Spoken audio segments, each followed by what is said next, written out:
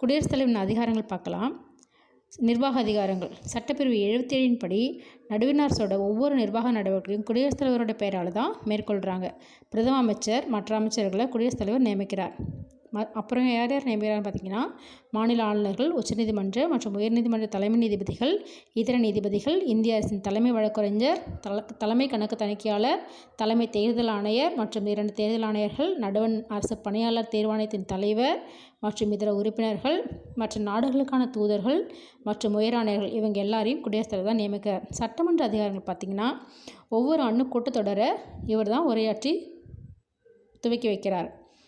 அதுக்கப்புறம் எந்த ஒரு மசோதாவும் இவரோட ஒப்புதல் இல்லாமல் சட்டமாக முடியாது. நிதி மசோதாவை குடியரசுத் தலைவரோட ஒப்புதலோடு தான் நாடாளுமன்றத்தில் அறிமுகம் செய்யணும்.